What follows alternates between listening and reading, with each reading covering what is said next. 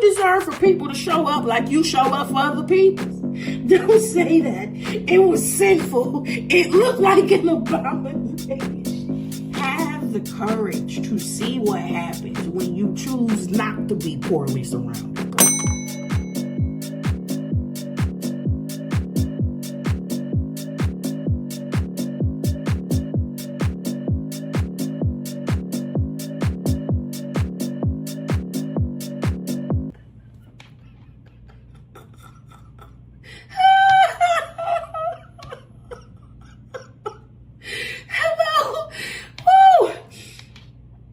Hello, Collective. Hello, Collective. Collective, I'm trying. I'm really trying. And this laugh, this uncontrollable laugh is relevant to this channel. Help me, God. Please, God. Help me be mature. I just want to be mature right now. I want to try at least. Hello, Collective. I love you so much. I love you so much. I hope you are doing well. Thank you for tuning in to Spicy Intuitive TV. My name is Pooh, and I am your Spicy Intuitive, and I will always be your Spicy Intuitive. By nature, just by character explanation, I'm always going to be that, which organically leads me to my first talking point, which is within the next few days, on or around the 1st, this channel is going to I'm going to change the name of this channel. It is still going to have the in handle of TV, but what I knew a few months prior was that Spicy Intuitive was going to be the placeholder handle for something else. And I didn't know what that something else was. And now that it has been defined, I am ready to elevate my channel name. So nothing else is changing except for the channel name. Everything else will look the same. And I think I've done a pretty good job in branding. So if this comes up in your news feed or in your feed, under another name, no, nobody hijacked my page, but you will definitely know that this is my work. Okay, so expect that, expect that coming shortly. And to the next point, which is why I was laughing. Listen, I am aware of who I am, my strengths, my weaknesses, the areas that I need to improve, and the areas that I'm not going to try to improve. And one of those areas is, my quirky sense of humor. And I knew that once I reached 68 subscribers, I knew that I was going to have to fight off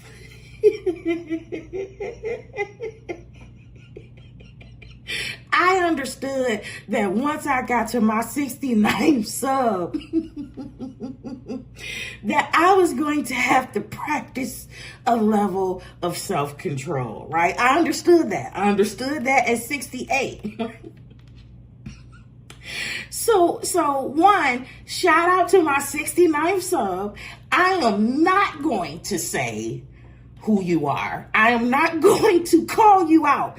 But what I will say is that the name of your channel and this sense of humor / level of immaturity that I have about my 69th sub did not make it any better. Listen, when I tell you that this subscriber's channel's name was perfect, this channel was perfect, anointed to be the 69th sub. And I wonder if they knew that. So, you know, if you want to out yourself, this is really simple. It goes together like peanut butter and jelly, right? So either you are or you aren't. So if you want to out yourself, excuse me, be my guest. But shout out to you, baby. I'm so glad that you're here. And I will still practice self-control. I'm just going to say that the name of your channel didn't make it easy for me. Okay, next. Cause I got notes. Okay, next. I'm not sure if I'm gonna say all of these notes, but unrelated note to anything that goes on here. I saw some shit that came across my feed, and it was called vegan ribs. Yeah, nope. Nope. No, I don't know what you did to make that fucking jackfruit coagulate on whatever type of stick that was. I don't know if it was a corn on the cob nub, but baby, you can really just serve me smoked barbecue jackfruit. I would eat that. I would eat that. Don't tell me shit about vegan ribs. Don't say that. It was sinful. It looked like an abomination. It looked like a damn abomination. All right. That's what I want to say. That's what I want to say now. Other than the fact that, yeah, YouTube's block button really only works if both people mind their fucking business. I'm learning that the hard way because it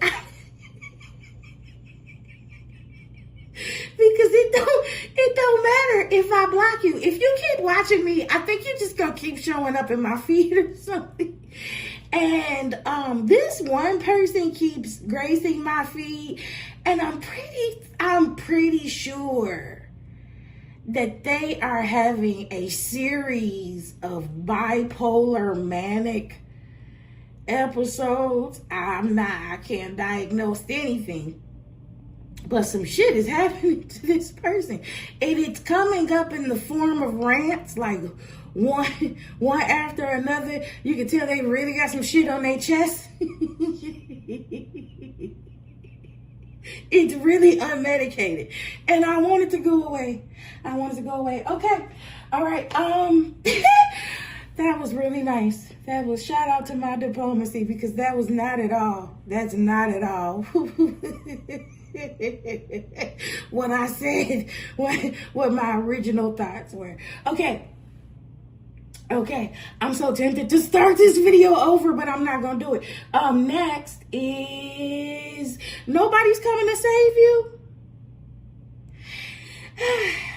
Nobody's coming to save you. Huh? Or are they? I feel like this is something that, this is a campaign that has been allowed to go to the extreme. And extremes are bad, okay? I think nobody is coming to save you is one, not the truth. Two, fosters a radical sense of self-reliance, right? And I am trying to understand it, and I'm trying to understand the mindset of the people that preach it.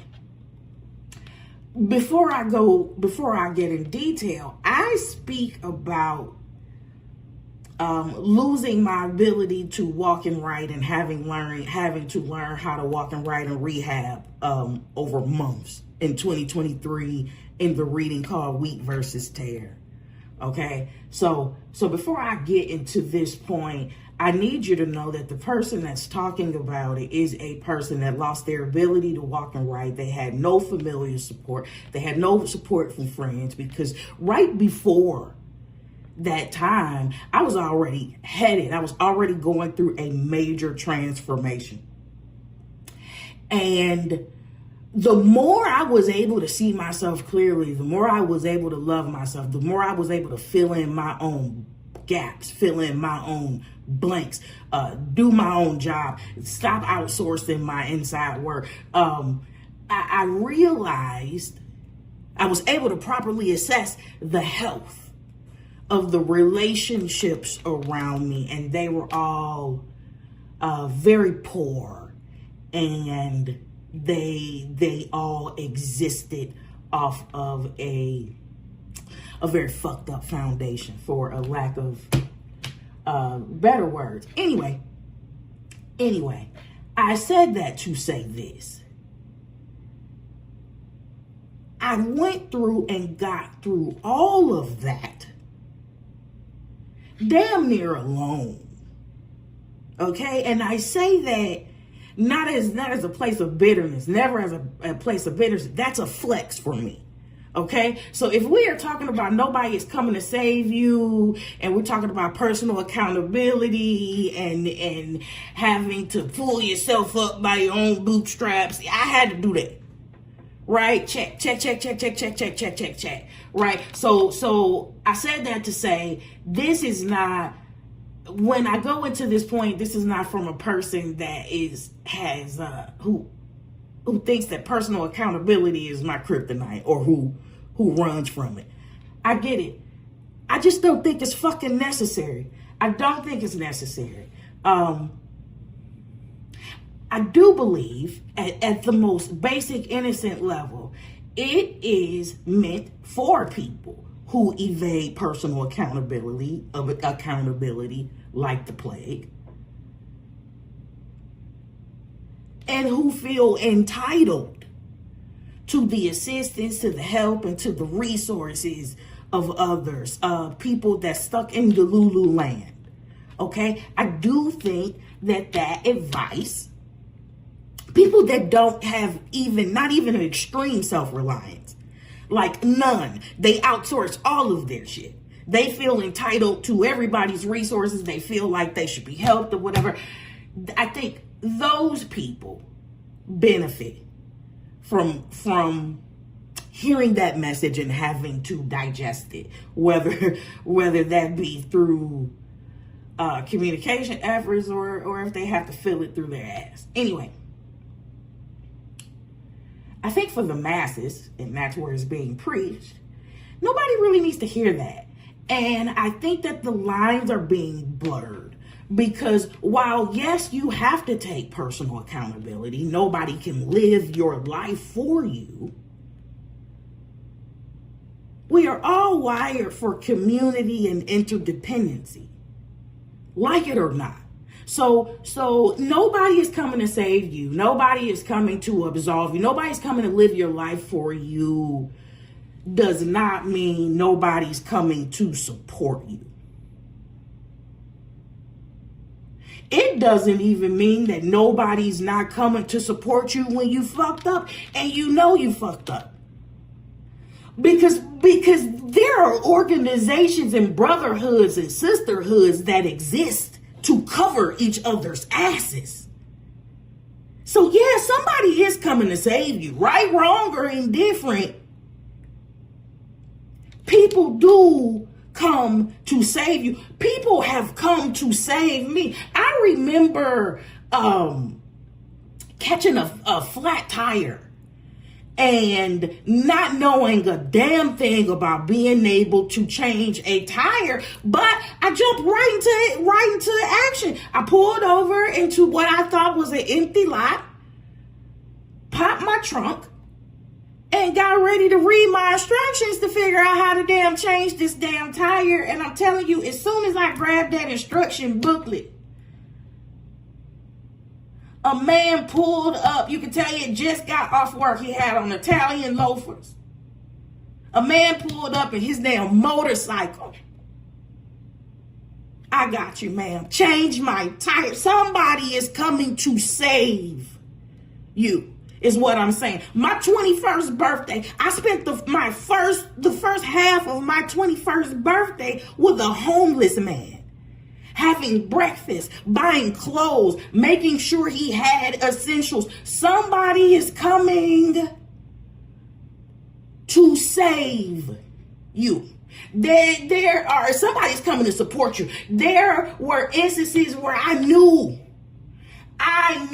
right was right and wrong was wrong, and I chose wrong, and I had gotten myself into some shit, and I should have suffered those consequences, and somebody saved me. Okay? So I'm a little curious about the mindset of the people that perpetuate this gospel so strongly and so aggressively. Were you left? Were you abandoned? I don't know. I don't know, baby. I save people all day. All day. I show up and I act when it's my time to act, okay? Whether it's my time, whether it's my resources, whether it is a smile, whether it is sitting there or standing there and having a brief conversation, or shutting up and listening to somebody that simply needs to be heard in that moment. To keep from breaking down. Somebody is coming to save you. Somebody is coming to save me. I remember when I was much younger, my friend's truck had got repoed. She asked me to pick her up for church. I was broke. I was broker than damn broke. And I guess I just assumed that she was going to give me some gas money. Because according to my calculations, I did not have enough gas to pick her up, go to church, and make it home. And baby, I didn't. And she didn't have that damn gas money either. Somehow, I just didn't panic. I just didn't panic. I knew, even if I could not articulate it, I knew somebody was coming to save my ass. I didn't know how it was going to happen. It was, what was it? Less than a quarter mile from my actual exit. I ran out of gas. I pulled over to the shoulder. I promise you, I wasn't pulled over to that shoulder for any more than 63 seconds. And I think that 63 seconds is overstating it. This tow truck showed up out of nowhere. Now, mind you, I still don't have any money. I still have no money. This was a long time ago. This tow truck man pushed me up. There was a gas station in the corner of this exit. Pushed me up to this exit, paid for me gas, and sent me off on my way. Somebody is coming to save you. Where am I going with this? Today, I did a lot of things that I wouldn't normally do in my route and in my travels, but it was right on time. I never go to this one gas station, and it has been a few decades since I have paid for gas at the pump. I think the last time I paid for gas at the pump, it was a few decades ago. I was real broke, and I paid at the pump with my debit card, and I think I was pissed because they put an exorbitant hold on my card, and I never did that again. I always pay with my debit card inside, right? Never with a credit card, always with the debit card inside. I'm going somewhere. Pulled up to this gas station that I never go to. I haven't paid at the pump in a couple of decades, but it's hot, and I have my dog in the car, and I am not willing to run in the gas station for a single second and run back out without my dog having the proper circulation or whatever. So, and I wasn't willing to leave my car running. So I got my card out, and I went to go put it in to pay at the pump. Here's the deal. I have used the ATM since I have been wearing long nails. I don't use the ATM machine often, but I have used the ATM machine enough to know that I have a problem taking my card out with these nails when they ask me to remove it. I always have to solicit help, whoever is around me. If it just doesn't pop the card back out, I can't grip it. I cannot grip it. So it says remove your card, and I can't do it. And I'm trying to use my t-shirt because it's slippery or whatever. And I look over and there is a guy, and I think he's with his girlfriend, and I think that it's a younger kid, not even short. In my haste, I look over there. I really didn't care, minus the kid. I really didn't care who helped me, whether it was the lady or the man. But I'm like, hey, can you help me? I was like, can you come over here real quick? Can you do me a favor? Guy came over. I said, can you please grab my card out? Now, before I called him over, I saw in my mind's eye the money that I had in my billfold in my wallet.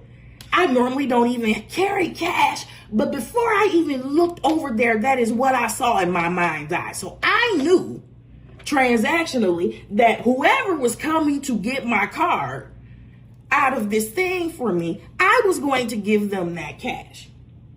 So the dude came over, grabbed the card out, and I was like, thank you so much. I explained the thing about my nails or whatever, and I was like, don't go nowhere. Stay right there. Don't go nowhere. Started the pump, made sure my pump was started or whatever. Opened the card, got my wallet, got the money out, handed him the money. And I'm like, here. And he's like, no, he was like, you don't have to give that to me. I was like, no, I want to. And now that I'm replaying it, now that I'm saying it back to you, it was slightly aggressive.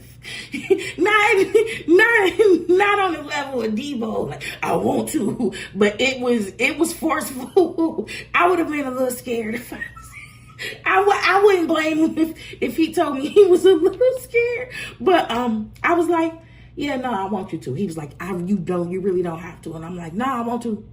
I really want to. He was like, thank you so much. He was so grateful. I could tell you needed that. I needed you to save me. You needed me to save you. I needed you to support me. You needed me to support you, right? It's a trifecta effect. It does not stop there. Something nuclear happened. And I don't think there was a chain reaction. That whole thing, that whole scene was a chain reaction that only the individuals involved and the individuals that witnessed it, because there was a little crowd at the end off over to the side. I really didn't get a chance to see them, but yeah, I could see them out of my peripheral, with their attention in my direction or whatever. So, dude says thank you. He's grateful. Right when I give him this money, the bus pulls up for them, right? They hop on the bus, they leave. Caucasian man, barefoot Caucasian man, on the other side of the pump was just like, thank you, ma'am. Thank you so much. He was like, that was really touching. That was really heartwarming to see. He was like, I'm just so happy to see that there are, kind people out there. And I'm like, I get it. I'm like, of course. I'm like, people are very, many people suck. Many people are mean. Many people just want to mock you. They want to humiliate you. They want to lord over you. They want to get their cheap dopamine hits off of your demise. But love wins. And we passed a few words and I'm like, really, sir, what we're talking about? And this is when I realized, oh shit, you done drew a little crowd. I'm like, sir, we are really just talking about basic decency. He's like, yeah. And I'm like, you know, I don't even come to this gas station. He said, me either. I normally go to the one on blah, blah, blah, blah, blah. And I'm like, I think that it was meant for us to all have this experience. I know at the very least, here's what I know about this chain reaction. And perhaps it's not meant for me to know how this impacted everybody around, and I'm okay with that. But at bare minimum, and I think me and this guy talked about this, the Caucasian guy and the guy that I gave the money to, their faith was restored in humanity. Just a little bit. And you know what I learned about me?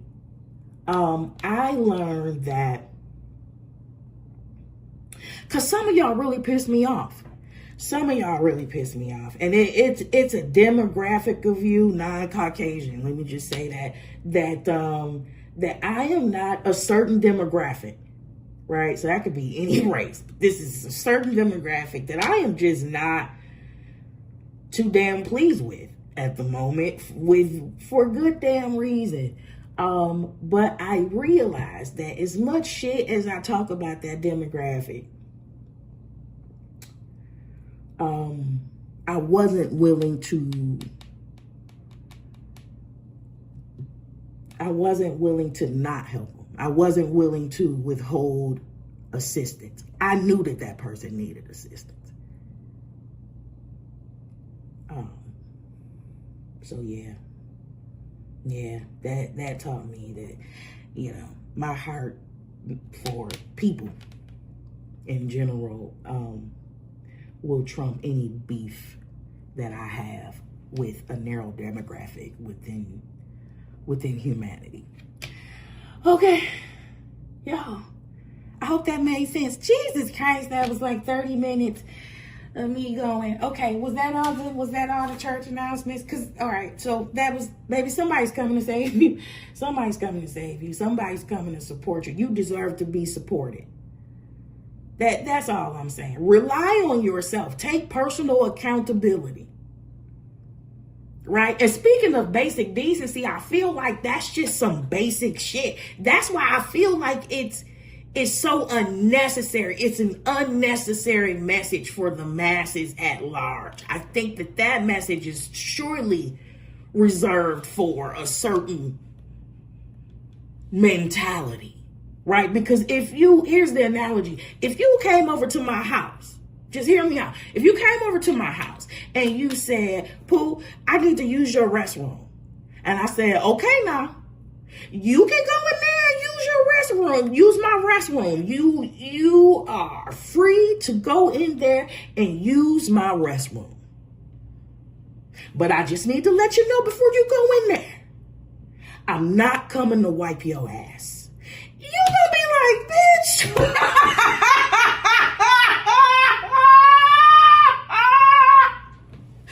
Bitch, I know. What the hell is going on in your life? What was your previous guest like that you feel like that has to be a warning? That's all I'm saying. That's all I'm saying. Okay. All right, y'all. I had another message, but I feel like I took so long getting to this point that I'm just going to go ahead and get into this reading. Welcome to the 7th episode of the Self-Sabotage Scan. This is where we use the tarot to see if we can figure out where you are screwing your own self over. It's not outside of you. You could have outside of influences, but what you have allowed to permeate and become gospel in your life, your limitations. Yeah, we take a look at your limitations. We take a look at the shit you say to yourself that keeps you from moving in an upward trajectory in any area of your life. Okay? Okay then, bookies. let's get right into it. Yeah, baby, somebody will come support you. Somebody come support you. I'll tell you the story while I'm flipping these cards. While I'm shuffling, yeah, somebody is coming to support you, baby. I remember when I was solo traveling with a backpack and a budget, and I called myself going to Amsterdam. And I did. I had a ball. Cried when I left. I loved the Netherlands so much, right? And lived well, vacationed very well. But I am a budget person. I'm a coupon person. Can we get this discount? I don't care how much I make. Listen, if we can get something for less, we're going to do that. We're going to do that. I am not from the demographic that's going to mock you from using a coupon or mock you because you got your shit a couple hundred less. That's crazy. I feel like that's poor. Anyway. I feel like that's poor. Anyway, I didn't stay in no damn rinky-dink motel, by the way. I stayed in a boat house. A very, very well-decorated boat house with a piano and a rather large bathroom. The piano, I played the one Prince song that I know. Anyway, I bought all these tickets. I bought all these airline tickets because I calculated, baby. I got an Excel spreadsheet for this shit. I haven't did this in a while, but I calculated round trip. I calculated one way. I calculated all these different things. So I ended up with all these different plane tickets. Long story short, I fly into Amsterdam and plan to fly out of Belgium. Okay? Let me shuffle these cards. I fly to Amsterdam, plan to fly out of Belgium. I get on a bus from Amsterdam going to Belgium. This is supposed to be like 45 minutes to an hour, okay? The bus stops. There's a language barrier. The bus stops. I communicate as best as I could that I need to be in Belgium. The stop wasn't clear. The man told me, this is not Belgium. Get back on the bus. Ciao. The next thing I know, the next stop that we make, I am in the ghetto of Paris. I don't know what that was. I never want to go back there ever again. Anyway, after talking to people at the bus and blah, blah, blah, spending all this time, I couldn't get in contact with the airlines. They put me back on the bus, back. I missed my flight. I get to Belgium airport. I missed my flight. Not only did I miss my flight, I don't even have enough money. We still talking about nobody coming to save you now. I don't even have enough money to pull together another ticket because the airline's like, you should have called us a long ass time ago. You're going to have to find another way home. You're going to have to pay for another ticket home. Whatever. Bet. Two of my friends pulled together some airline funds and some spending money and made it possible for me to, I think I had to spend, one night in Belgium? Here's where it gets good because people are coming to save you. Here's where this shit gets real good now. True story. I'm in Belgium. I take a video of the city center.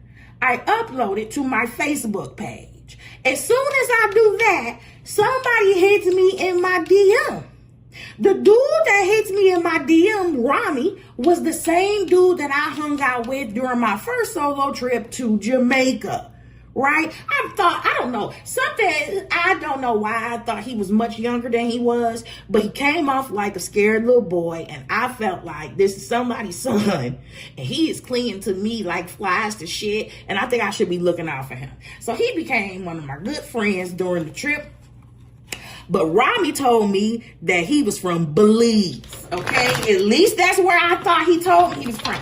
He told me that he was from Belize, and he told me to hit him up because he's going to continue traveling. He will meet me anywhere in the world. So I upload that video to Facebook. My DM goes off. It's Rami. Rami is like, you are right around the corner from my job. I'm like, how, Rami? Because you don't live in Belgium. You live in Belize. He said, I never fucking told you I lived in Belize. I never told you that shit a day in my life.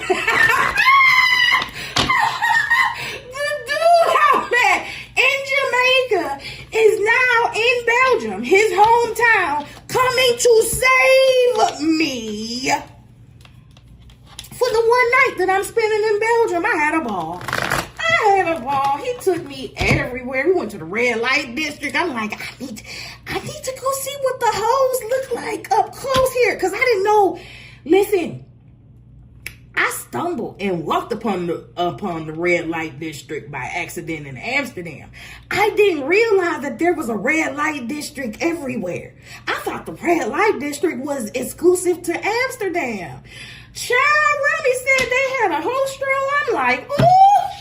Yeah, we can drive through too. I'm like, let me go see.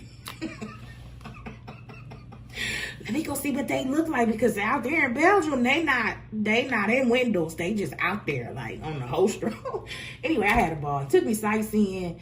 That was a place where I had the best fried chicken of my life. And that was a place where I figured out that they really do appreciate black women. Like, for real. Like, we are high on the list of preferences, like top preference. I ain't figured that out yet, but yeah. So yeah, people came to save me, baby. Yeah, I always have rescue. I've always rescued people. I'm happy to do it, happy to support. So yeah, have personal accountability, but it's beautiful when you can have people you can depend on. You know,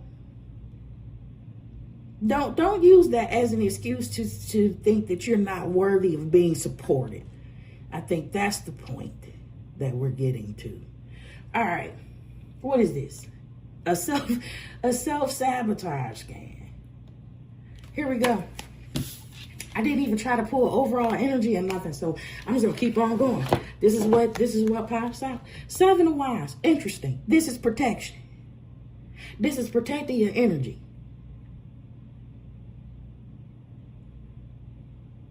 It's twofold. Depending on where you are in frequency, it could be defending your energy, actively defending your energy, or protecting your energy so well, being so elevated, so guarded, so grounded, so balanced, that your energy isn't impacted. So let's keep going.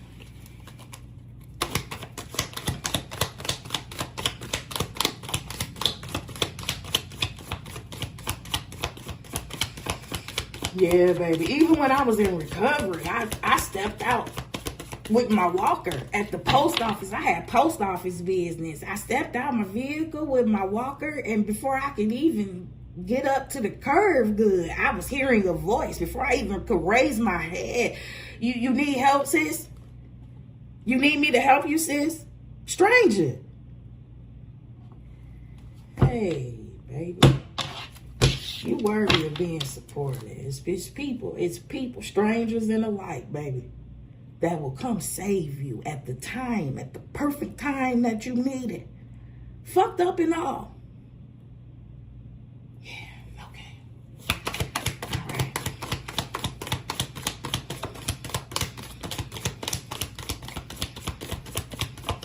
Yeah, nobody's coming to wipe your ass for you. But I'm assuming that you know that, right? You know?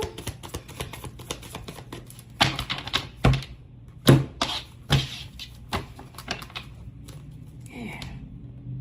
Yeah, it's really just too many people getting up, taking their ass to work and trying to, you know, do the best they can to really make me think that they are waiting on any saviors by majority. I feel like there is a group that message applies to, but to be so widespread like that, I think it's kind of fucked up. I think it's sending a fucked up message. Thank you. 7 of Wands, Queen of Wands. 7 of Wands, Queen of Wands. Okay, so we have a need to protect one's energy, and we got this Queen of Wands. This talks about, this is confidence. Oh, this is confidence. Oh wow. Oh wow. Oh, collective. Oh God, I think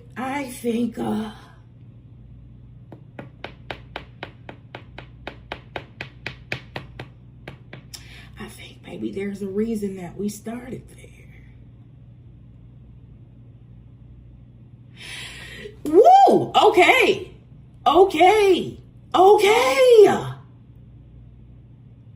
I'm finding it. Hold on, collective. Hold on, Bookie. It's coming now. It's coming. Oh.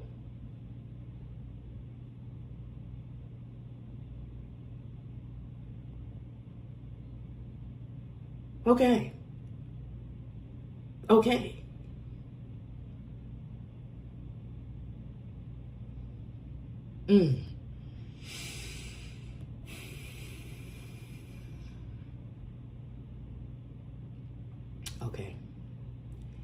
Here's what I got.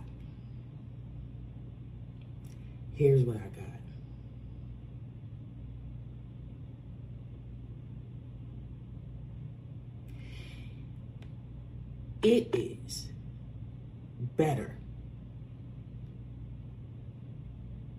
to be self-reliant and have confidence in your own abilities, in your own skills, in your ability to make your way, than it is to be poorly surrounded or poorly supported. Okay. All right. Okay.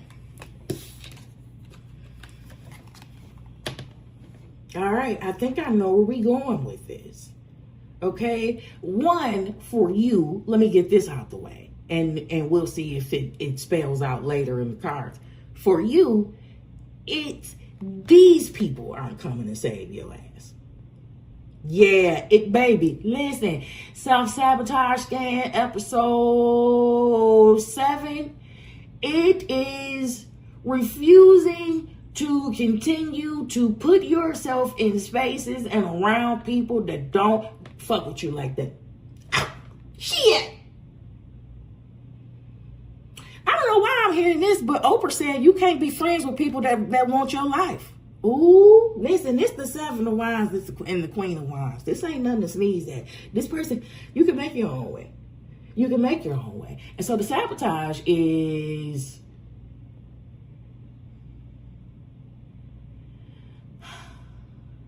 it's not really, oh shit. The self-sabotage is you keep putting yourself in spaces where the reciprocation of effort is not gonna fucking come. It's nil, it's nothing, or it's a crumb. It's a drop of nothing. Particularly and especially compared to what you invest. The level in which you invest in these partnerships. I'm talking about the sticks that's being pointed at you in this 7 of Wands.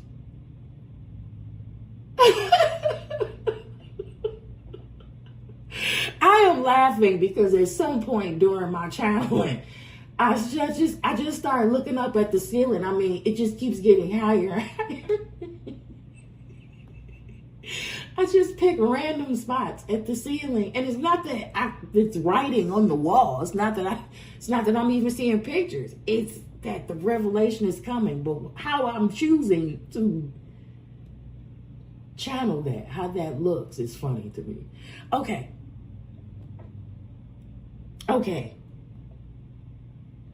What did I say? What did I say? You're sabotaging yourself by choosing to be around people that refuse to support you. So dang, because this is strongly linked to this nobody is coming to save you bullshit. And remember when I said I really want to look at the mentality of the people that's saying that they're not coming to save your ass, because I'm just as sure as I'm brown. Listen to me. You got to believe me. The people that saying this to you, I'm not saying the people that say this in general. The people that are saying this to you, nobody is coming to save you, are people who don't want to come save your ass. They don't want to come help you at all. As a matter of fact, them saying that absolves them of any debt that they would have to offer any type of assistance. And that's the fucking sabotage part. Because, bitch, you're the queen of wands. I already know what you're bringing to the party. You deserve reciprocal effort. You deserve support. Yeah, you deserve to be saved. You deserve for people to show up like you show up for other people. Yeah. Yeah. Next.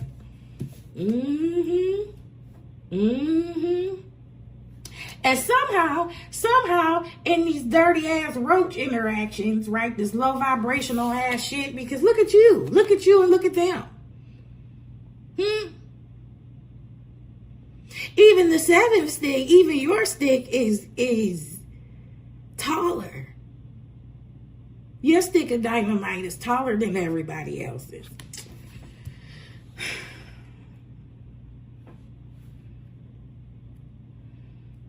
Yeah, somewhere along the line, you were made to believe that you were not worthy enough to be supported. While still, this is some Jedi mindfuck shit. While still having the obligation of supporting and showing up for everybody, man, I smacked the shit out of somebody. Oh my goodness. Oh my God. Oh my God. Okay, Seven of Wands, Queen of Wands. Come on, bring this balance through the door. You want to talk about balance, give and take, reciprocal. Here goes moderation, patience, balance.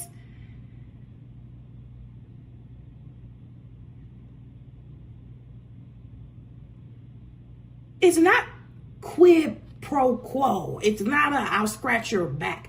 You scratch mine. It's not that. It's not a snarky. It's I support you. I support you. You support me. It's a flow. It's a flow. It's not a force. You ain't got to beg.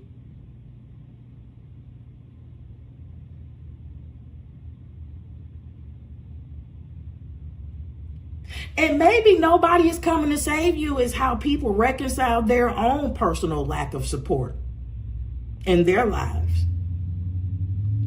And I'm sorry.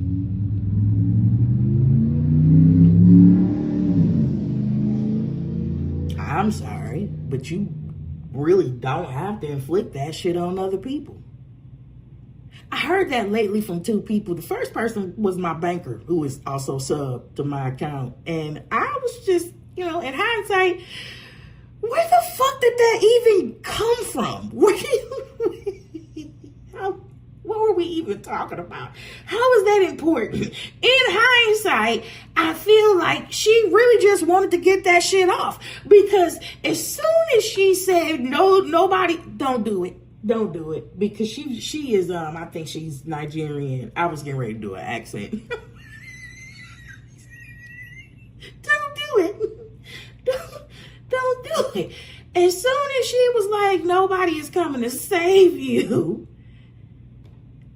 she went off into her personal testimony and how hearing that pissed her off so bad until she did blah, blah, blah, blah, blah. And I guess she was telling me, she thought I needed to, what the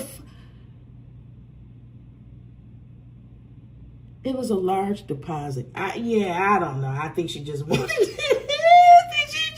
to get her shit off or something. I don't know.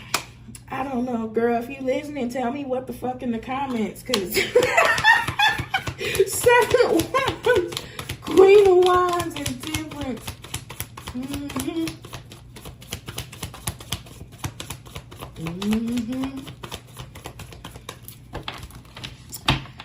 So I need some clarification. That would be great. That would be great.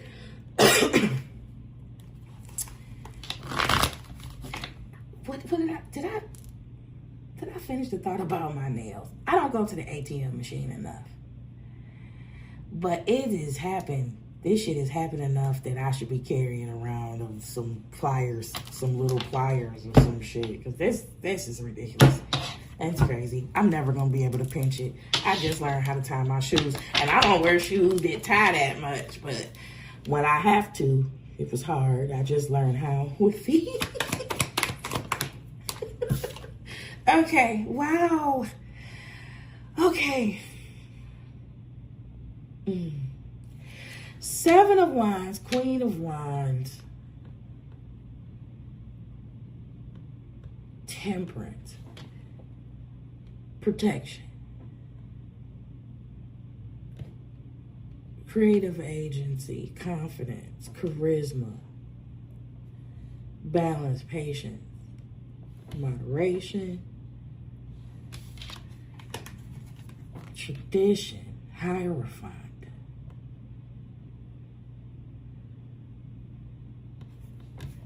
Okay, what else?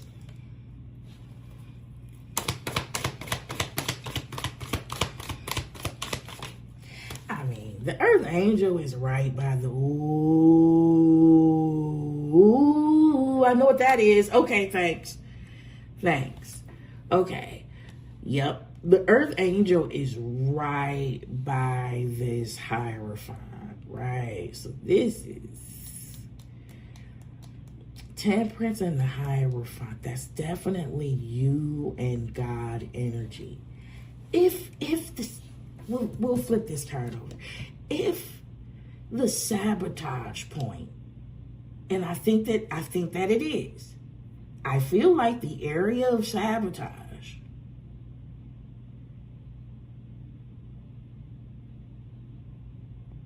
is you continuing to frequent or go into spaces where they can never or they'll never desire to give you an ounce of what it is that you deserve.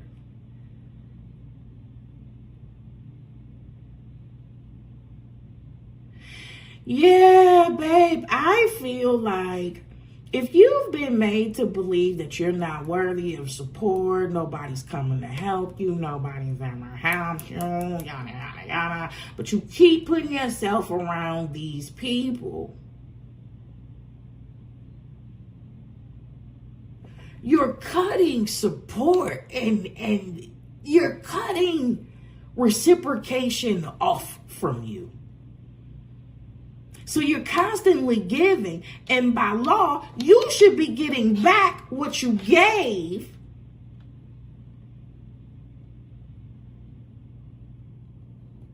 But it doesn't have a portal to funnel through. It doesn't have space.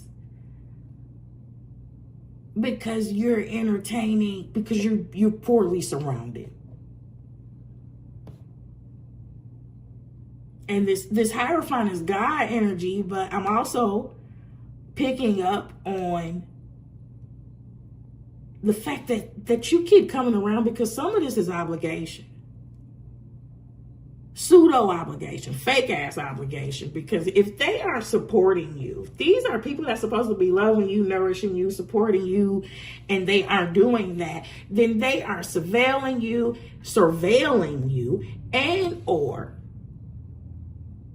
using you for your resources in another way.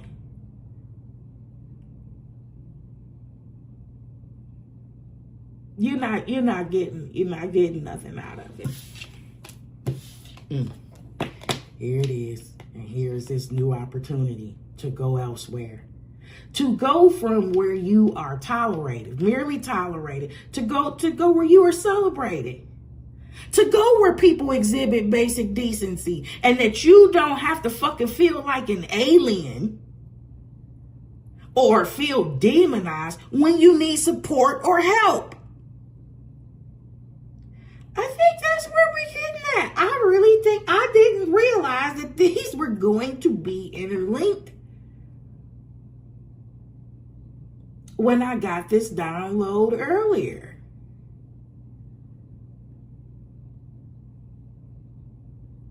So the opportunity is here. The reciprocity is here. These 7 wands, they blame you. They project on you. They objectify you. They make things an obligatory debt. And they don't give you shit in return. Wash, rinse, repeat, and somehow that's become the norm. And God is like, no, I need to show you a new thing. I need to restore your, whoa. I need to restore your faith in humanity. But first, I need you to come from this area. Oh my God. I need you to move. I need you to have the courage to see what happens when you choose not to be poorly surrounded. Oh God. When you break outside of your comfort zone. When you're willing to switch up your route. I need to show you something about humanity. Wow, this is all linked.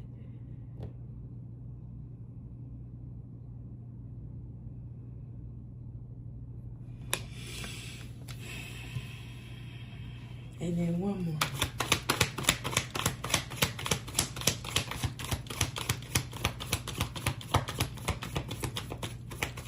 And I mean, when I tell you out of 5 damn cards on this table, 4 out of 5 is fire. Man.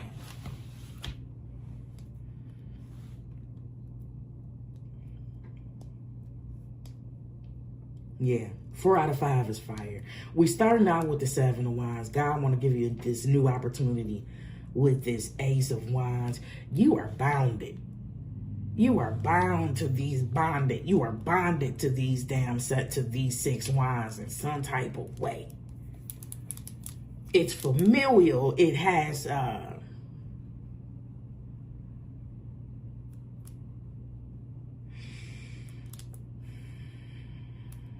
been knowing each other for a while.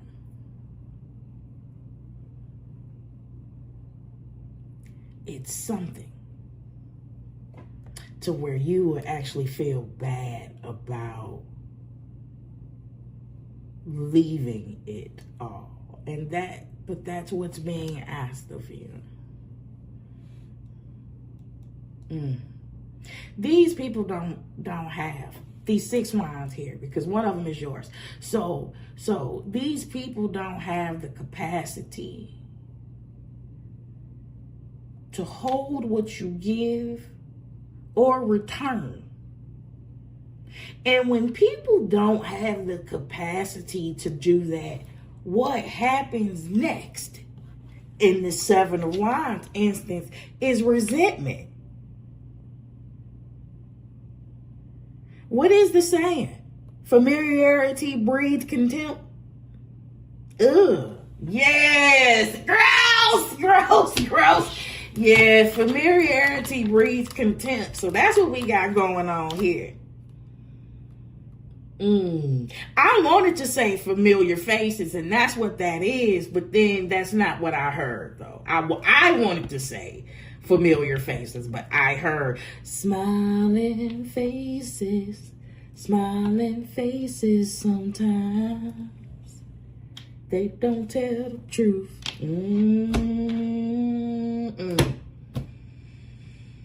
Yeah, you got a bunch of people willing to do it like they on TV, but they really feel something different behind the scenes, you know?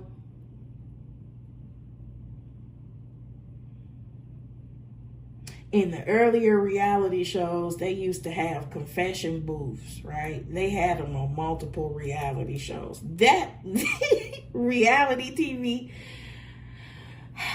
I want to say it used to be my guilty pleasure, but I think that's just because I probably haven't watched anything in a year or better. But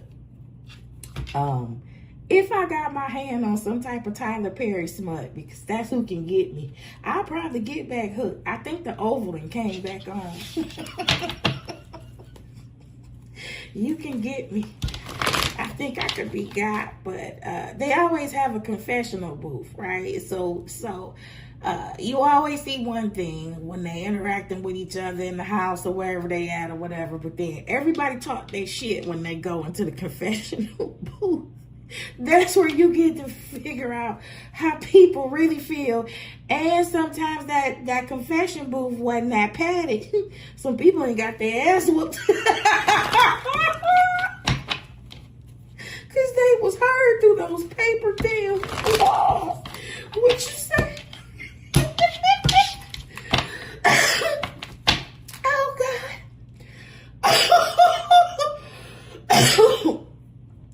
That's the thing about this thing that keeps showing up on my algorithm, this person. And baby, listen. Listen, they want to fight. You know how you scroll down your feed, right? And when your volume is on, you can hear them.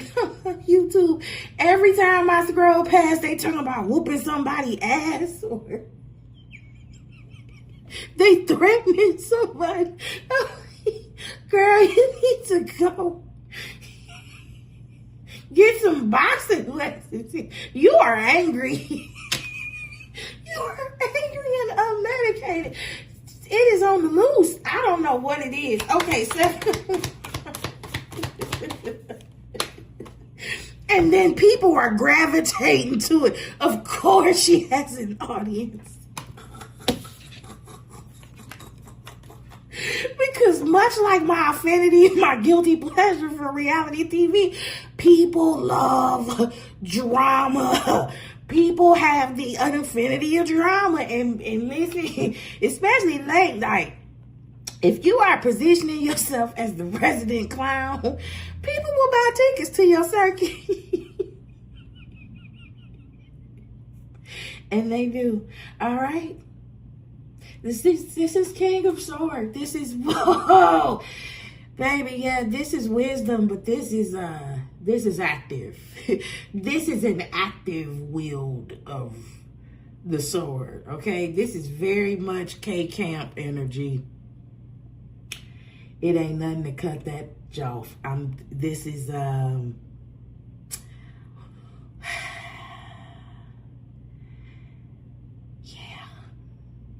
this is what happens when you have the courage to embrace change. It's uncertain, right? Because in a sense, even if it's just a piece of something over here, this is terrible logic, by the way, but this is the logic of many people. We just got to keep it real.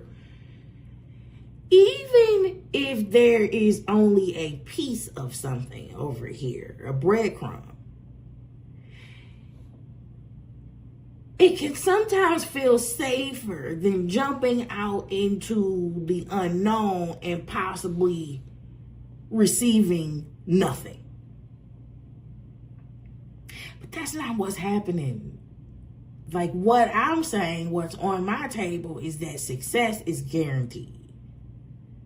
And if you are able to take that leap into tangible uncertainty, if you are able, if you are able to take that leap into tangible uncertainty, you can't see it, you can't calculate it. You just know in theory that if the universal law is the law, if you get what you give, you must have a return.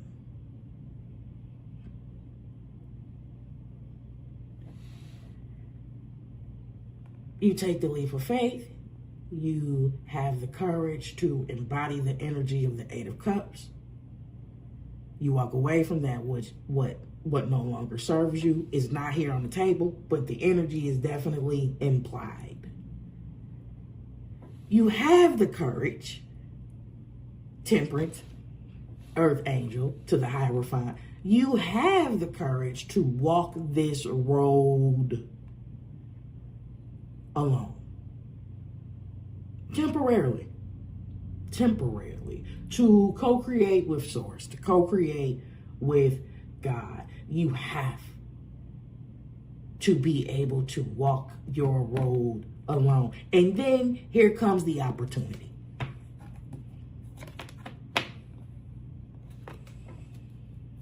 Here comes a brand new fire. A whole new fire pit, clear of debris and soot. It's brand spanking new in this Ace of Wands. And it's basic decency. It's love. It's support. It's thoughtfulness. It's compassion. It's consideration. It's everything this Queen of Wands, Earth Angel duo with your sweet, charming ass. You're going to meet you and other people.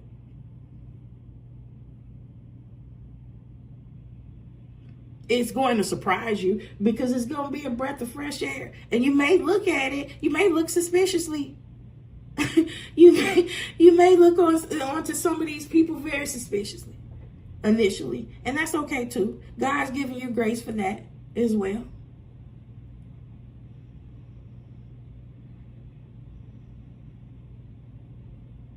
But this whole thing of being brave to step out into some shit that you can't quite calculate, but that you understand in theory,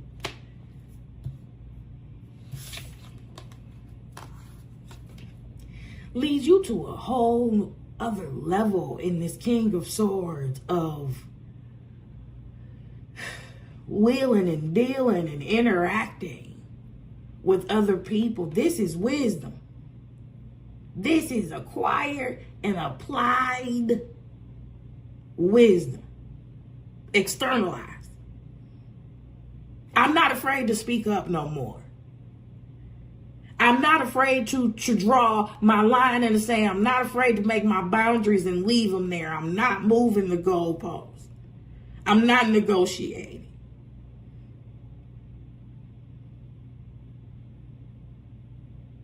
When people come into my space, this is what it is. You will know how it is because I've set the tone for my life.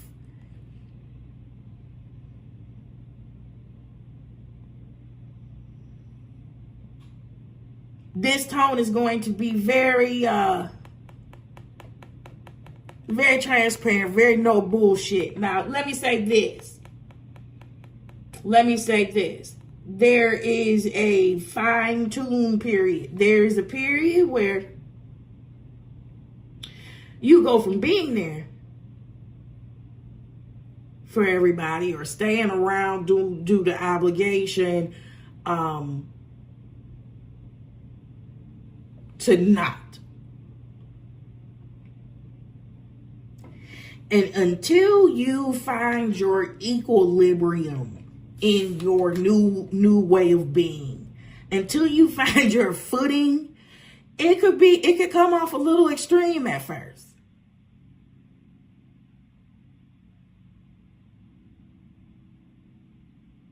And that's okay. It'll you know, you're not, listen, I can tell you this for sure, you won't scare the right people off. You can't scare the right people off. I had a coworker and back in the day, she is also a sub now. She was mean as hell. She was an older lady. But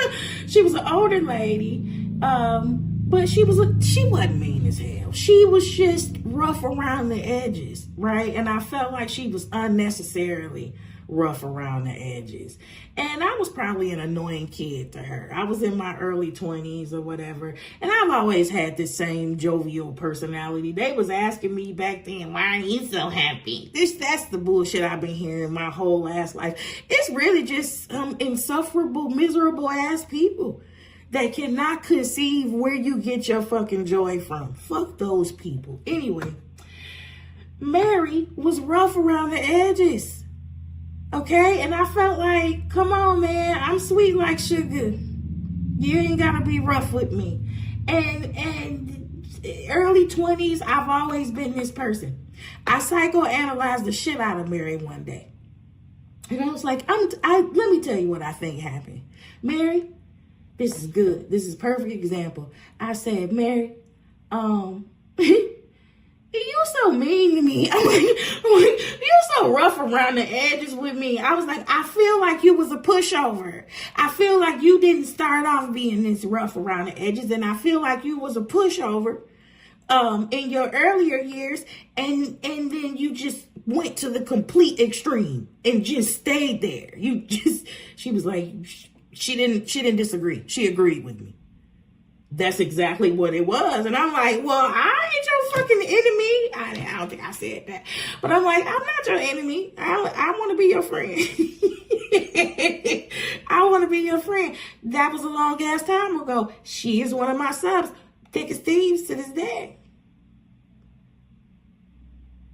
That was the conversation that we had to have. So when I say you're not going to run the right people off, you're not going to run the right people off, because I think I told her this in the beginning, because I really wanted to know her, right? I really wanted to know her. I'm like, I'm not scared of you. I'm not scared of you. And where did you get that apple slicer from? Because I never seen that. Shout out to Mary. Yeah, you after you have the courage to stop being poorly surrounded, yeah, to have faith in your own abilities and your own agency and your own confidence.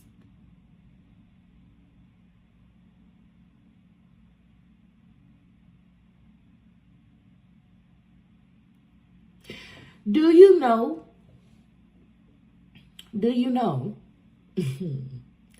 that having a lack of boundaries or having weak boundaries is a form of a lack of self-respect?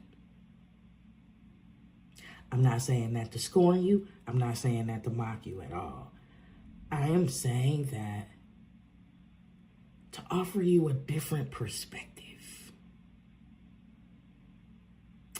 To really highlight the harm in being a doormat or a pushover.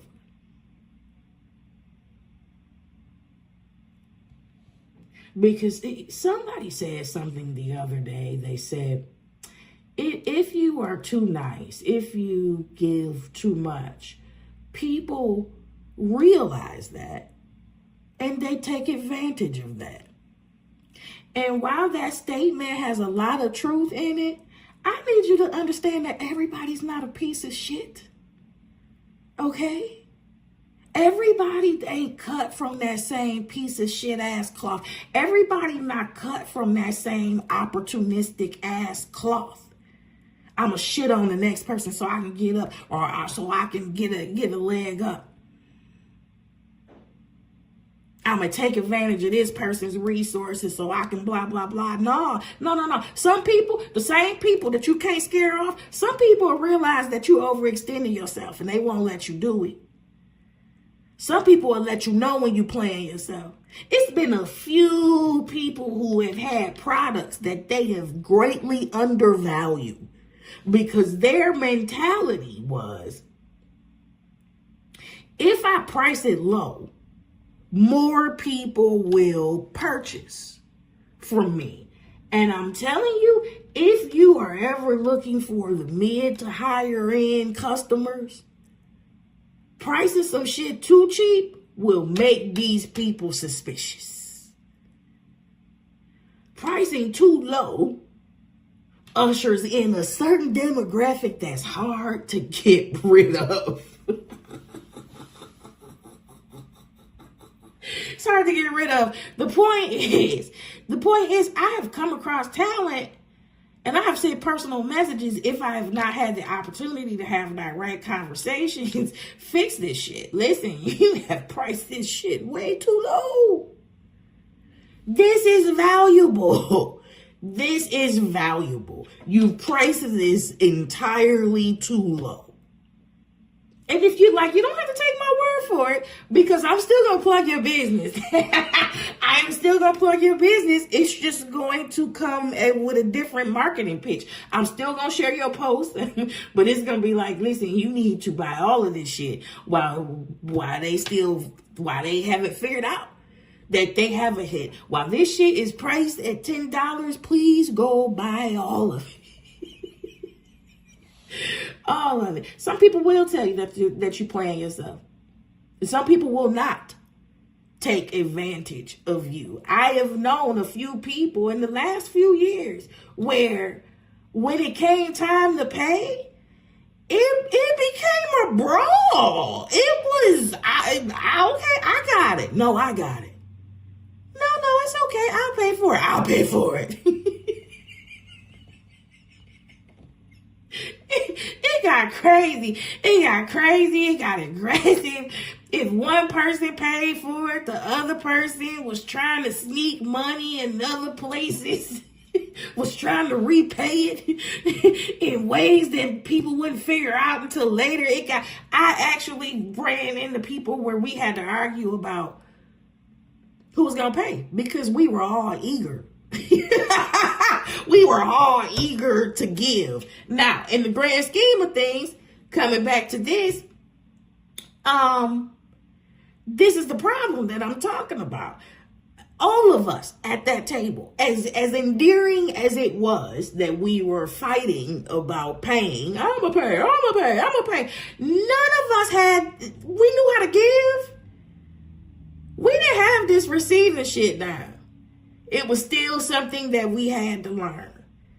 First of all, I don't know if they acknowledged it or not, but I acknowledge that I definitely had a problem with receiving. Right. And I think this came at a young age. I don't know if this happened in your household, but I was taught if I went over to somebody's house and I was just visiting or whatever, it was really ingrained in me that if they asked you if you wanted something to eat or a snack, say no. You better say no. It came with a threat. What the fuck was that? That's some toxic shit. It came with a threat. If you go over somebody's house, if you're going over somebody's house to interact in their pleasantries, and they extend their kindness to you, which is something that my parent often did, but when it came to me, if they extended their kindness to you, say no. You better say no. And Lord, if they found out you were somewhere eating, because it was pride. I think there was pride in, I wasn't starving, but I could have had some snacks at my friend's house too. That was okay. Like, we wasn't short on food. I don't know if my mother was afraid of looking like a pauper. We weren't anywhere close to looking like we were in poverty. That happened in a lot of households. So maybe your inability to receive starts there as well. It's like, turn it down. I remember when I broke that shit, somebody said it. Somebody called me on it. I was hungry. I was legitimately hungry, and I was real hungry. And they offered me some food, and I was like, no, thank you. And they was like, your ass is hungry. You just saying that because your mama told you that. Your mama told you back in the day she was gonna whoop your ass. If you said yeah, I'm like, yep. Make me some. Give me some of it. I want some of that food. Yeah. And then that'll make you ashamed to even ask for help. Yeah, I think we right there. It's not feeling worthy enough to receive. It's feeling ashamed when you need help. And it's not feeling worthy enough to be supported. I guess 1 and 3 is the same. Yeah. What's these numbers? 7 and 14 is 21. That's the world card. Protection and balance yields us the world card. 21 plus 5 is 26. Balance. More balance. Right? We're talking about choice. We're talking about balance and harmony. We're talking about alignment. We're talking about balance. Same thing. Right? what do we say? 26. Yeah. 26. And that's it. 26 breaks down to an 8. And 8 is manifestation.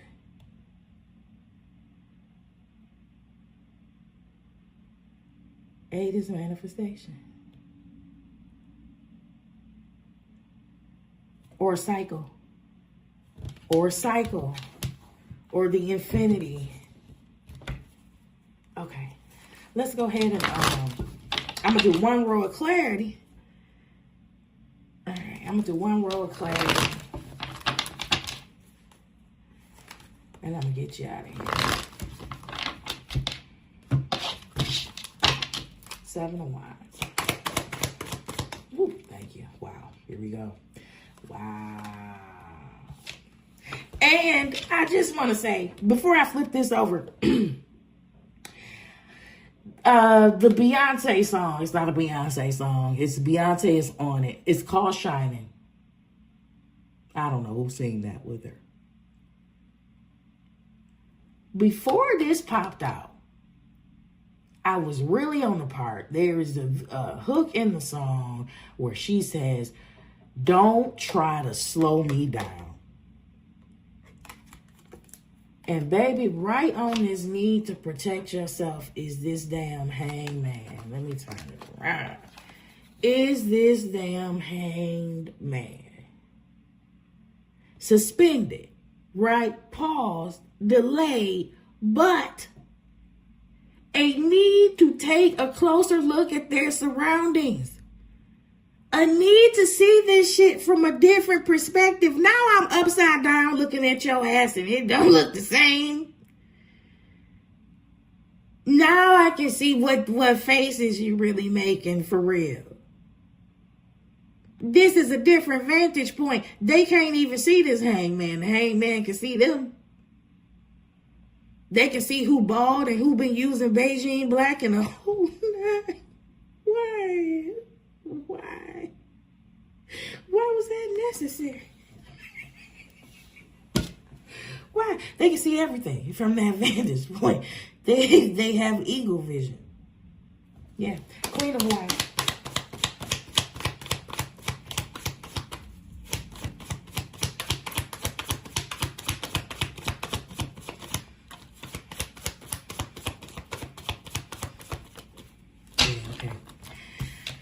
All right.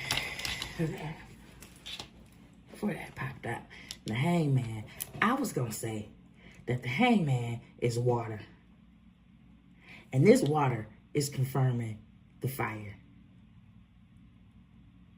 The reasons that we're here. Listen. Yeah, it's something about getting on good footing emotionally. It's something about, even the hangman is a 1 and 2. That is somebody that is initiating balance. They're initiating a change in their alignment. And it's going to start with the way that, ooh, thank you. It's going to start with the way that you perceive things.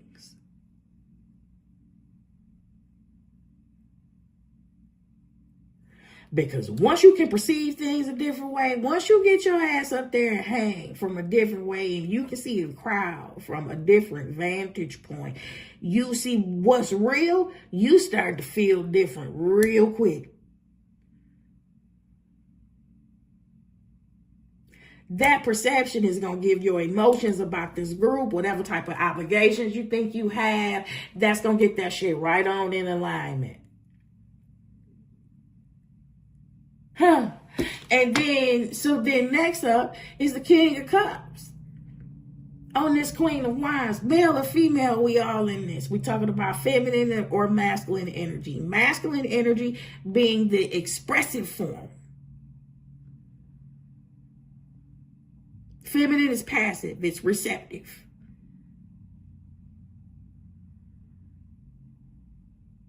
The masculine is active. So we have active confirming passive. But the passive is confidence. The passive is self-assurance.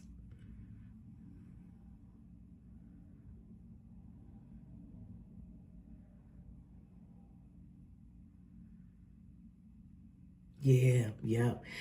Yes, baby. And then now it's King of Cups confirming this Queen of Wands. Okay, I see what's going on. So we start here. Seven of Wands, Hangman. This is the beginning of the work. Okay, this is the beginning of the equalizing work. Okay, this is the beginning of the balancing act.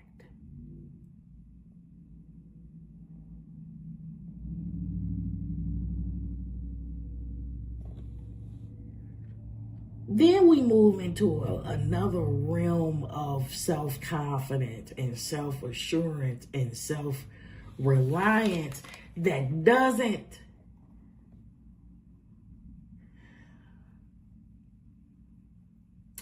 this lets me know, King of Cups confirming this Queen of Wands, this lets me know that whoever you are protecting yourself from in this Seven of Wands, once you make a commitment to not being poorly surrounded, this Seven of Wands is not you shutting out the world. This Seven of Wands is you having firm boundaries, is you defining what those firm boundaries are and not casting and deciding to not cast your pearls unto the swine. I'm not going to stop loving people. I'm not going to stop showing up with my big energy. I'm not going to stop being compassionate.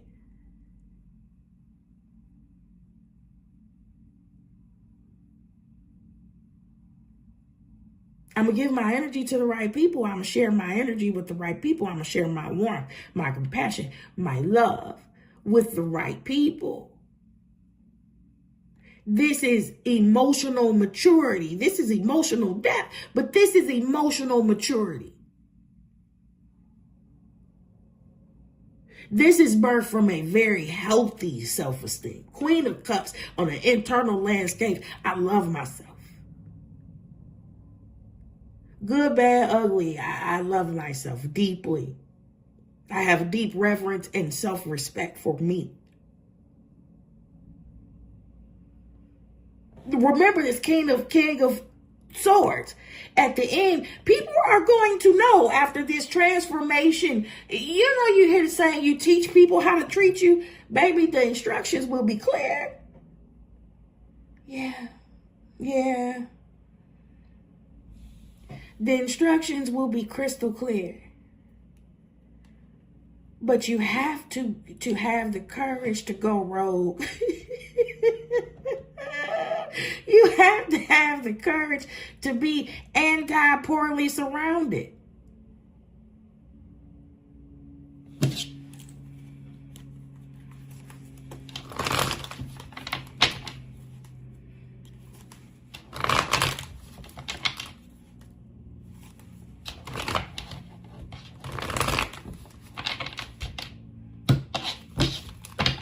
And then Temperance.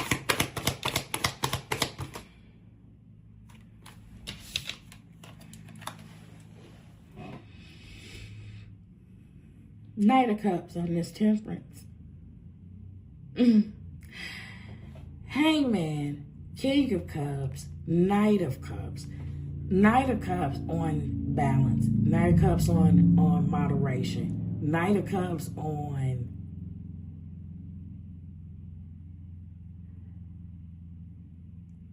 the Earth Angel. But the Knight of Cups is more of what this King of Cups says. I haven't abandoned being a kind person. And more than that, King of Cups on top, Knight of Cups on top of this Temperance is saying, you can't stop me from expecting goodness.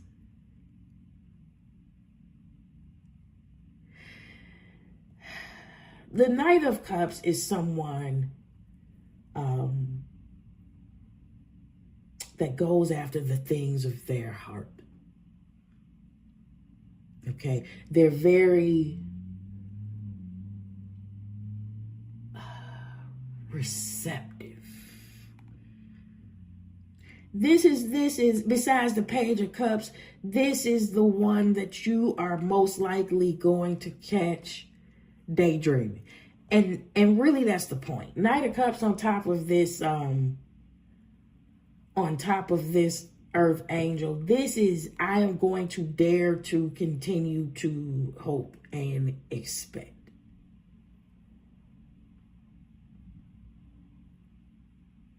That the same thing that I have given will be returned to me. This is not abandoning that expectation. This feels so much like expectation.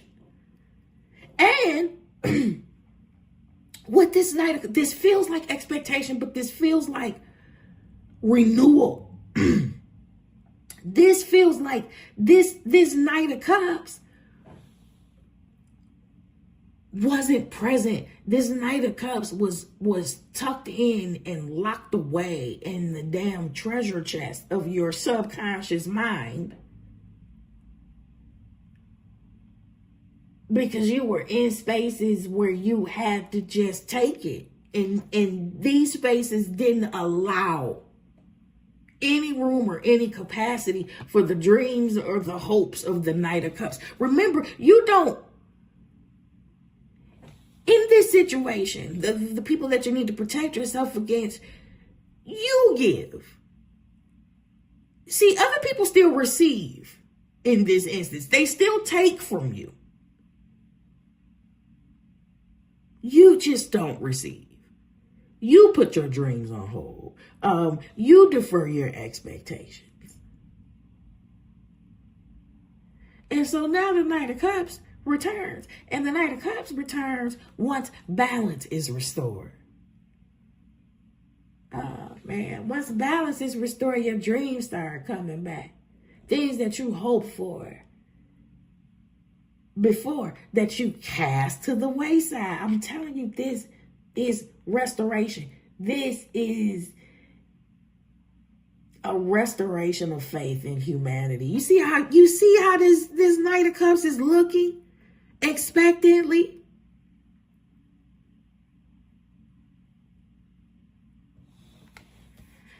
Okay, this is awesome. I didn't realize that well, it's not uncommon for the channel message to come into the tarot reading, but I didn't realize it was going to spell it out so intensely like this. This is awesome. Okay, Hierophant.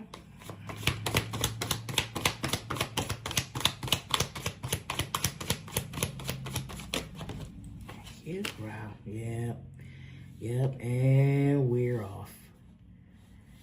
And here's our line change. 3 of Wands. Here's our growth. Here's our expansion.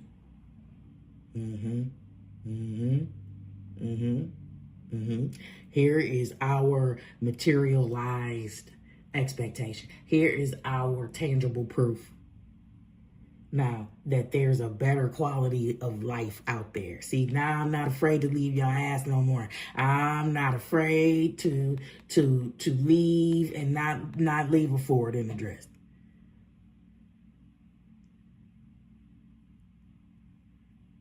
I don't think that I'm going to sink without y'all. As a matter of fact, at this point, I know that I am a proficient swimmer. All on my own. Okay. All right. 3 of Wands on this Hierophant. See, because you get what you give, right? So if this Hierophant is the law, let's just say it's universal law, right? Now, 3 of Wands, you are in the perfect space to receive back everything that you've given out. It's not been lost. It's just been on hold. Okay.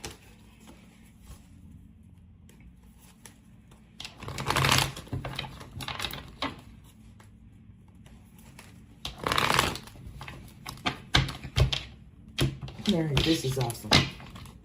Okay. This Ace of Wands right here feels like new friends. Okay, so what is this? Ace of Wands feels like love. Feels like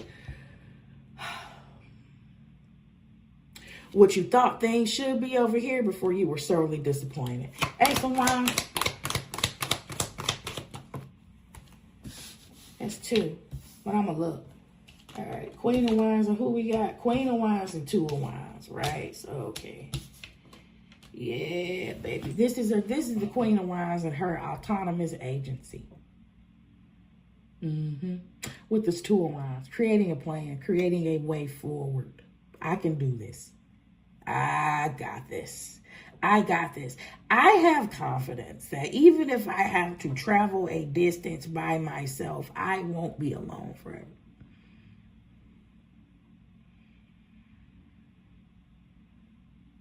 And let's just say that's the case. Let's just say there is no offer on the table.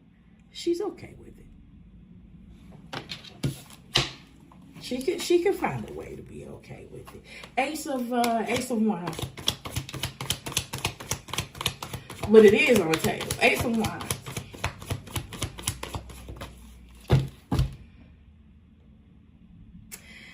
Boy. Wow, collective. Wow. Well, that's awesome. So you got 6 of Cups on top of this Ace of Wands. You see that? You want to talk about giving what you gave? You see that? You see what's happening here? And you see how innocent this is, how pure. This is confirming the Ace of Wands. Remember I said this Ace of Wands feels like new friends. Oh, God.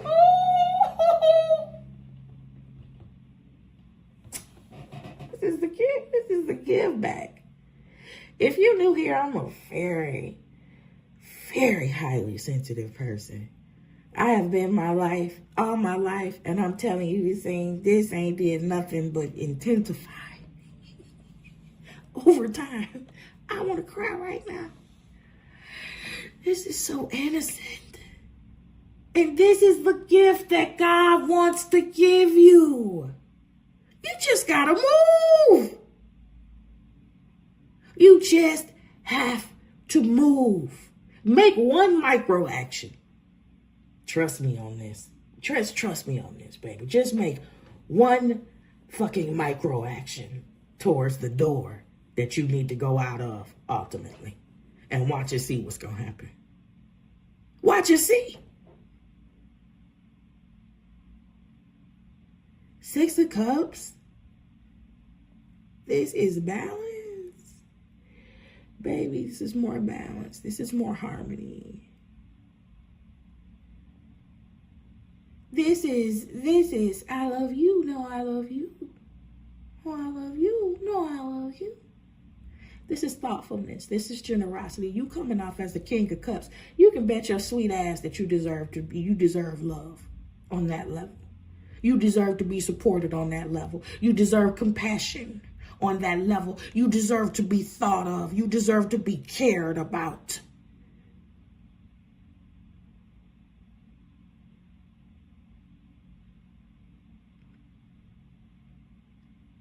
You sacrifice for others, people will sacrifice for you. Gladly, though. Gladly. This is happy.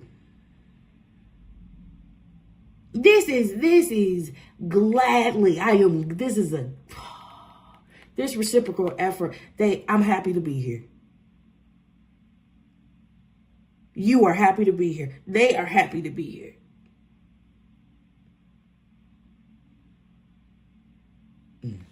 That's awesome. This is loyalty.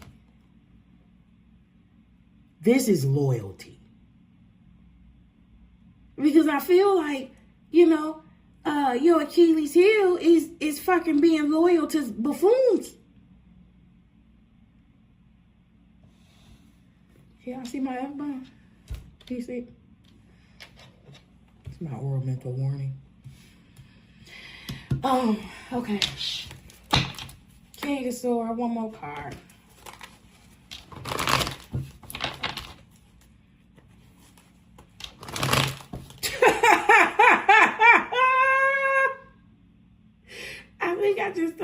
the title of this. I think I just thought of the title. Yeah. Yep. King of Swords. King of Swords.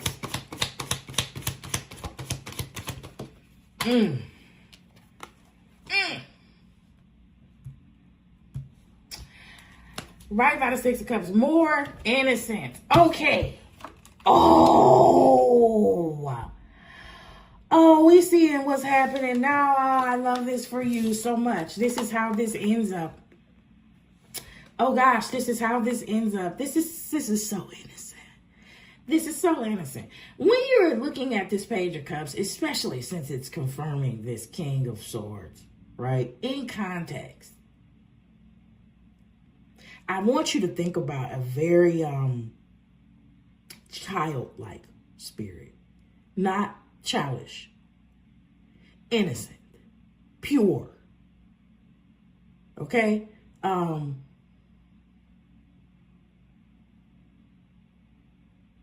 This is not naive. Again,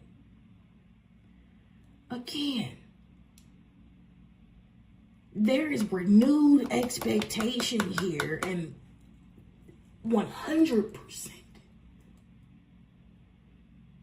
a level of pure innocence about future interactions. But this King of Swords is here to say, I am not a fucking fool.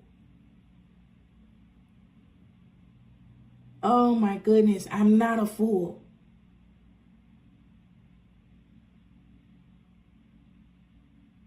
Yeah, okay.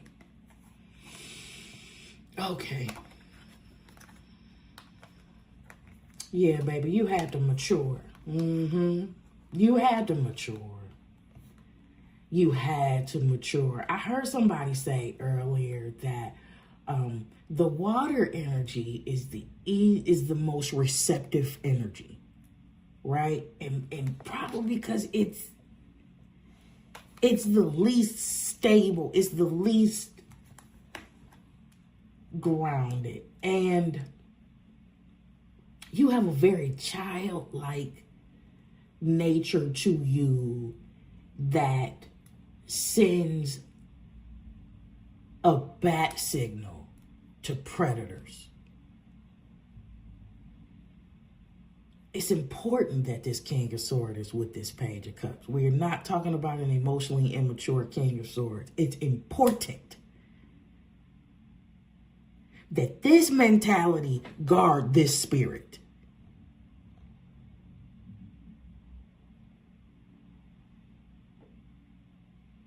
This King of Swords is going to make sure nobody lays a fucking finger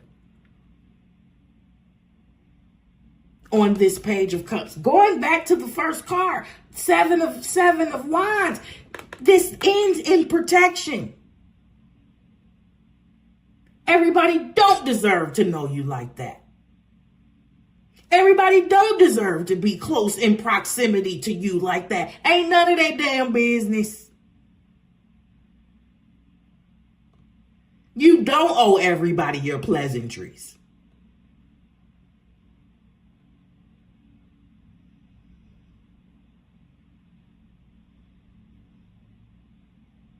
This is awesome. This is awesome. I got childlike love to give you, and innocence, and fun, and lightheartedness, but I'm not a dummy. I'm not a dummy, and I'm not obligated to give that to you. And if you have the courage to go this route, this is where you'll end up. You end up with a bunch of people that want to be kind to you. They want to freely love you. They want to celebrate you in ways that you've not been celebrated before. But your vetting process leading up to that point is very different. Your discernment, once you have the courage to walk away from that which no longer serves you, once you have the courage to walk away from that which no longer serves you, lend yourself to a different perspective.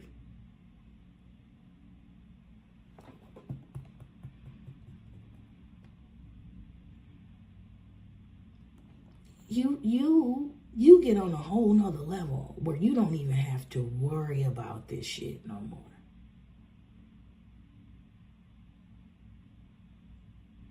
Now you've become street smart at this point.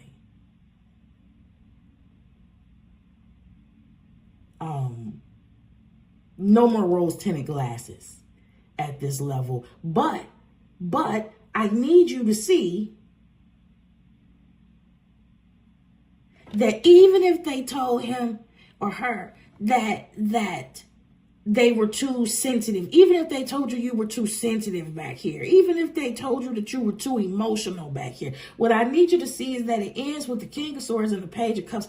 This does not deter you. You do not abandon that which is pure.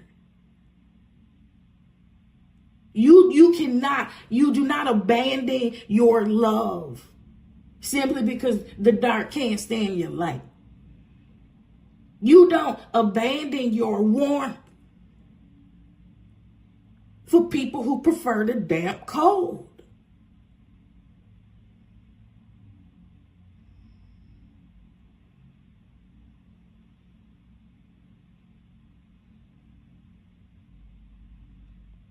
Oh, this is awesome. This is awesome. Let me get you this oracle card. And let me get you out of here. This is awesome.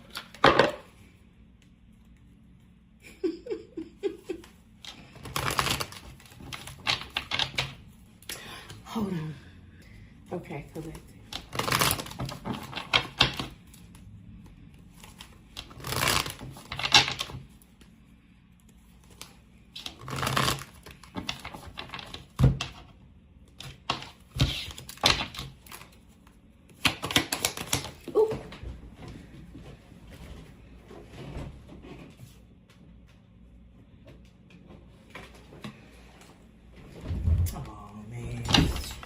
Here we go. What the hell is that?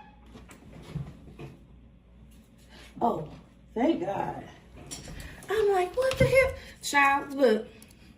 Here's one of them little peanuts. Oh, I know where that came from. Did you hear that squeak? This reading was about to be over. I'm like, woo! I don't do critters.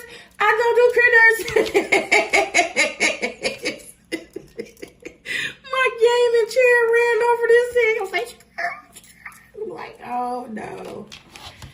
Oh no. Okay.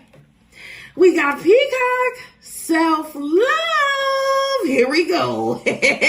This is a self-sabotage scan, and here's what we need. All right. You will find great power in focusing on the positive aspects of yourself, that which makes you indefinably unique and beautiful. There are deep wells of untapped inner power in letting go of negative self-talk.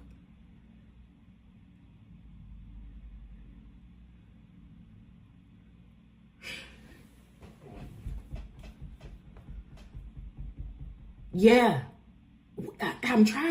I know we touched on this earlier. I know we talked about the lies that you tell yourself and the limitations that you tell yourself, right? I remember me saying that. I know we talked about it. Queen of Wands is out here once you decide to look at your surroundings from a different perspective. And you get a different lease on it. Queen of Wands to the King of Cups, self-love and self-confidence just entered the chat. Now you understand, Queen of Wands and Queen of Cups, how capable you are. How deep your well runs. How talented.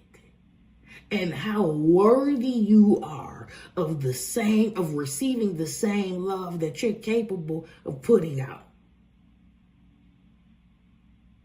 This is what happens after you walk away.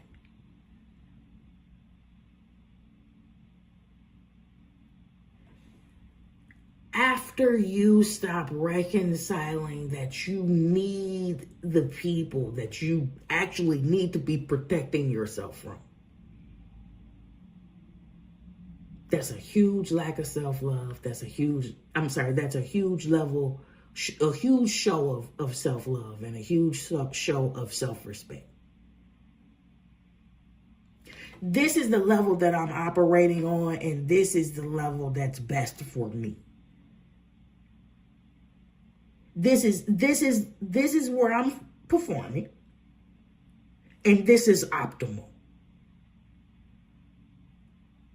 And so I am going to make strides towards optimal. Not all at once, process. One small bite at a time.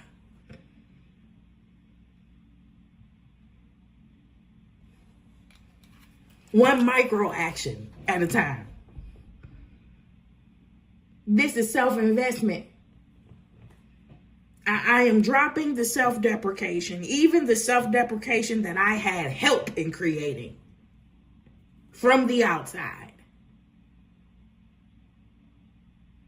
This negative self-talk didn't have to originate with you. A lot of the negative self-talk that I had before I consciously addressed it sounded just like my mama. Yeah, it's probably not even your voice, but you are responsible for finishing it, even if you didn't start it.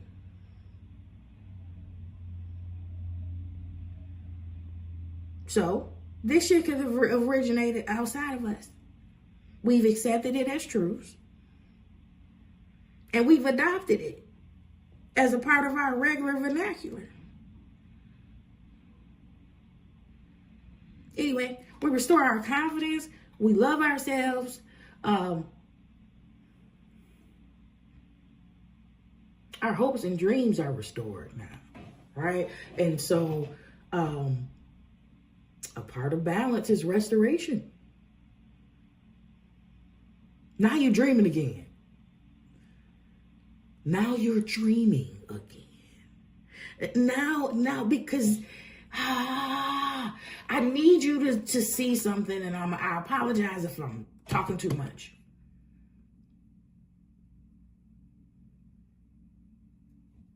There are certain things that will not be restored onto you.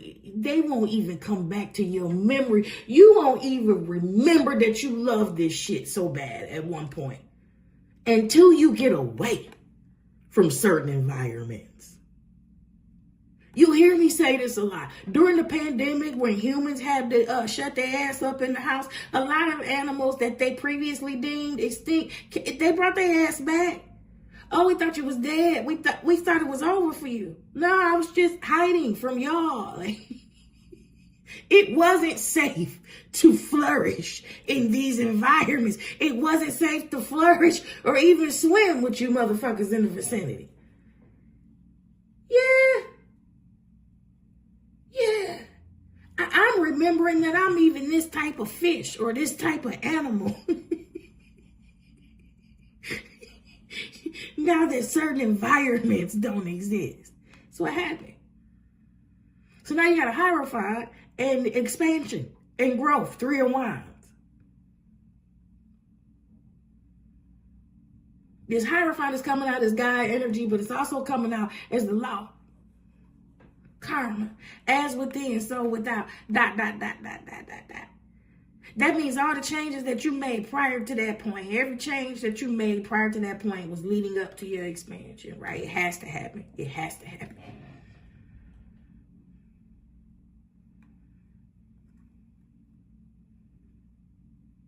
So you have the courage to take a line of action and you run into,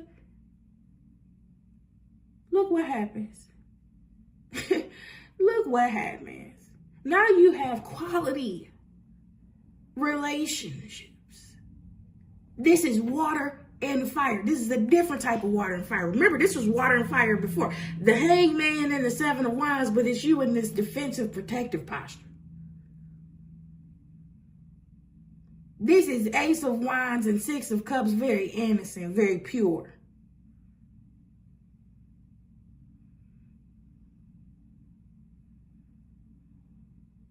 And last but not least, we got the King of Swords and the Page of Cups. Somebody that's just like you fooled me once, that's all the fuck you gonna get. I see you now. I done learned my lesson. I done learned my lesson. I'm not giving my pearls to the pigs. I'm not.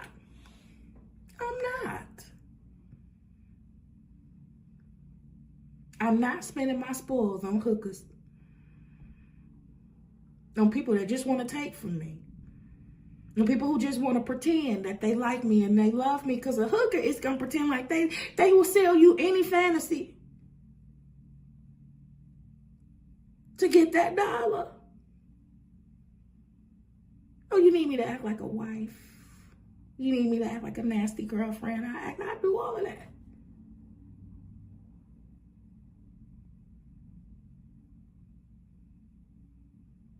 Yep. You get away from all of that. You get to being appreciated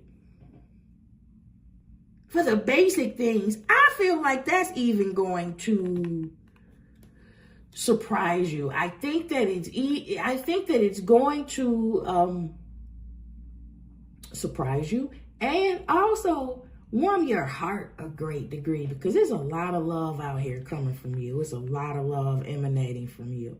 I think that you're going to be surprised at how observant others are around you and what they observe. Here's what I'm saying. I'm saying that you're going to be seen. That was missing. That has been missing for a good while. You are going to be seen, and it's going to shock you.